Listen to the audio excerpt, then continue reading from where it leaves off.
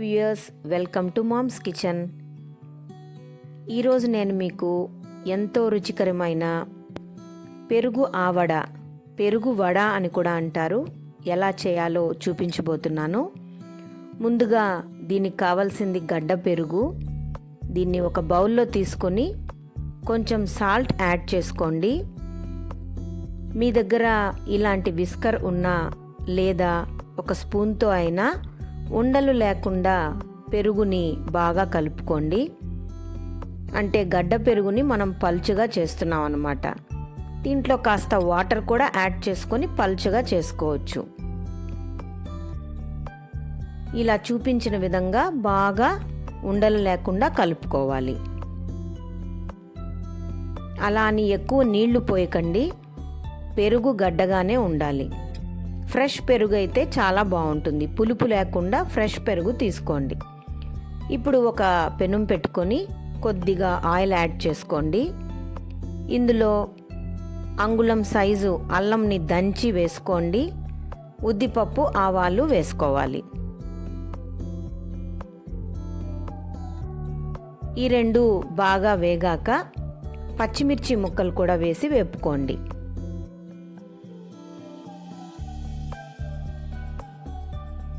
తరువాత కరివేపాకు రెమ్మలు కూడా వేసి వేపుకోండి.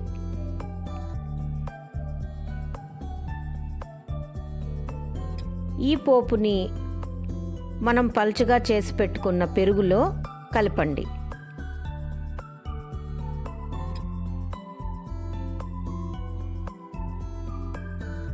బాగా కలిపి పక్కన ఉంచేయండి.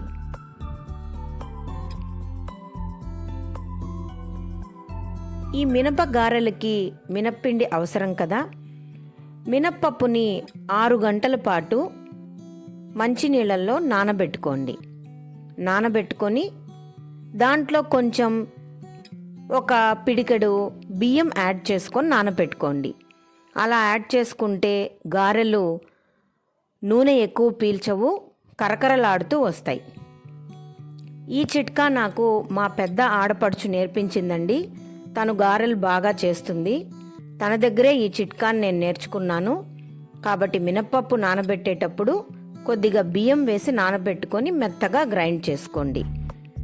ఈ మినప్పిండిలో కాస్త ఉప్పు, కొద్దిగా సోడా వేసి కలుపుకోండి. చాలా కొద్దిగా సోడా వేసుకోవాలి, వేయకపోయినా పర్వాలేదు. ఇప్పుడు నేను చూపించిన విధంగా వేడి నూనెలో గారెల్ని ఈజీగా వేసుకోండి. మళ్ళీ చూపిస్తున్నాను చూడండి. రంధ్రాలు లేని గెరిటె తీసుకొని గారెల పిండిని అందులో ఉంచి రంధ్రం చేసుకొని గరిటెను అలా తిప్పి నూనెలో వేసేయడమే. ఎంత ఈజీగా గారెలు మంచి ఈక్వల్ సైజులో, ఈక్వల్ షేప్లో నూనెలో పడతాయి. ఇది చాలా ఈజీ టిప్ అండి, అందరూ పాటించండి. చాలా ఈజీగా గారెలు చేసుకోవచ్చు. కష్టపడాల్సిన అవసరం ఏమాత్రం ఉండదు. ఇలా మీ పెనంలో ఎంత నూనె ఉందో, ఎంత స్పేస్ ఉందో చూసుకొని అన్ని గారెలను అందులో వేసుకోండి.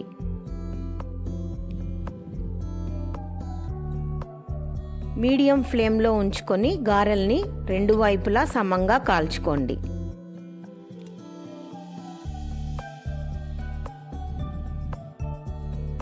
గోదావరి జిల్లాల్లో ఆవడ చాలా ఇష్టంగా తింటారండి. అన్ని రీజియన్స్లో కూడా ఇది మంచి పలహారం. వేడి చేయకుండా చలువగా కూడా ఉంటుంది. కాబట్టి అందరూ ట్రై చేయండి, చాలా ఈజీ అండి. ఇలా గారెలు వేగే లోపల ఒక గిన్నెలో మంచినీళ్లను వేడి చేసుకొని పక్కన పెట్టుకోండి. ఇవన్నీ చిన్న చిన్న టిప్స్ అండి. పాటిస్తే నిజంగా గారెలు, ఆవడలు చాలా మెత్తగా, స్మూత్గా వస్తాయి. నోట్లో వేసుకుంటే కరిగిపోతాయండి. రెండు వైపులా సమంగా కాలాక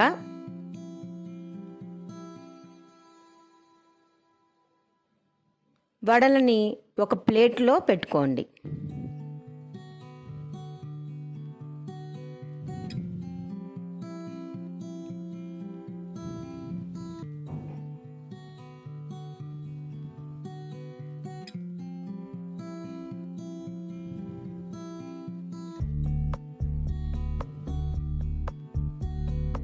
పిల్లలకి ఈవినింగ్ టైమ్స్ ఇలాంటి స్నాక్స్ చేసి పెడితే ఇష్టంగా కూడా తింటారండి.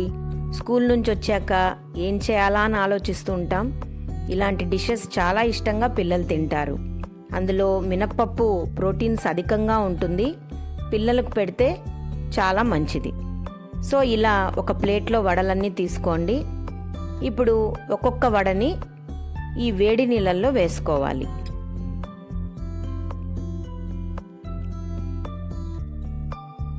ఒక 10-20 సెకండ్లు ఆ వేడి నీళ్ళల్లో రెండు వైపులా నాననివ్వండి. దీనివల్ల వడలు వేడి నీళ్లు పీల్చుకొని స్మూత్ అవుతాయన్నమాట. ఒక వడ పడిపోయింది. జాగ్రత్తగా గరిటెతో వడను తీసుకొని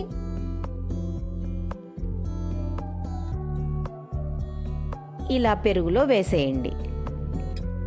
మా నాన్నకు పెరుగు వడ అంటే చాలా ఇష్టమండి. నేను అప్పుడప్పుడు నెలకు 2 సార్లు అయినా సరే మా నాన్నకు పెరుగు వడ చేసి పెట్టేదాన్ని. ఆయన చాలా ఇష్టంగా తినేవాళ్ళు.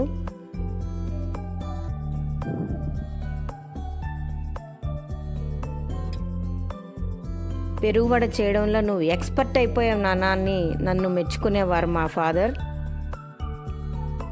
మీరందరూ కూడా ఈ డిష్ని ట్రై చేసి మీ పిల్లలకి, మీ పేరెంట్స్కి తప్పకుండా పెట్టండి. వాళ్ళు మిమ్మల్ని మెచ్చుకుంటారు. ఇలా వడలన్నీ పెరుగులో వేసి బాగా నాననివ్వాలి. చూడండి ఎంత ఈజీగా అయిపోతుందో.